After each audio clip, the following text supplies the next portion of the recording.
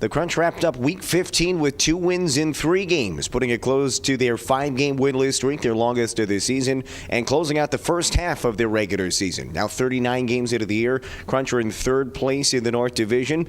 The week started on Wednesday in Utica, 5-4 loss against the Utica Comets. Crunch in that game trailed 2 different times by 3 goals. Very nearly rallied in that game, but lost 5-4 to the Comets. Friday night, though, the Crunch got back on track with a win, 5-3 over the Belleville Senators inside the War Memorial Arena. After a postponement on Saturday, Crunch is supposed to play in Binghamton Saturday night. The weather got in the way of that one. They played Monday afternoon at home against the Binghamton Devils and beat Binghamton 2-1 for their 7th win in 8 tries against Binghamton here this season. The Crunch have been playing well. Monday was a very strong performance for the Crunch as they won their 2nd in a row to close the week. You know what?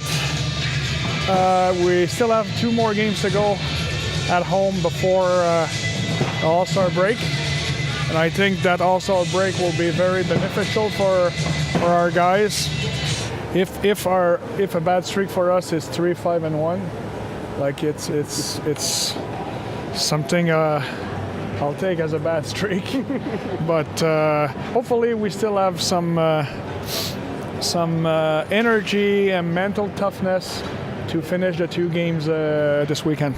Crunch rookie forward Alex Barré-Boulet hit the 20-goal mark last week, scoring 2 goals, including one on Monday against the Devils. He is the fastest Crunch player to hit 20 goals in a season since Tyler Johnson. Alex Barré-Boulet has done it in 39 games this year. Tyler Johnson back in the 2012-13 season did it in 32 games. Of course, that year, Tyler Johnson became the first Crunch player ever to win league MVP, and he had 37 goals on the season, tied for the 2nd most in franchise history. But Alex Barré-Boulet continues to produce for the Crunch, including Monday afternoon against Binghamton. Of course, it helps when you start the game with 1-0 lead. I mean, Andy made a really nice pass to me. I only had to put it in, so yeah, of course it helps a lot when you start with a 1-0 lead. The Crunch play just 2 games here in Week 16, the final week before the AHL All-Star Classic, which gets underway Sunday in Springfield. It's 2 more home games for the Crunch. Friday night, the Crunch hosts the Springfield Thunderbirds for the final time this season. Teams have played 3 times already this year. Crunch have 2 wins, including a shutout win in Springfield and then an overtime win at the end of 2018. It was December 29th here inside the War Memorial Arena. So 2 wins for the Crunch, 1 win for Springfield, a 1-goal win just a few weeks prior to that game here in Syracuse. That game was in Springfield. And then on Saturday, it's a big matchup with the division-leading Rochester Americans.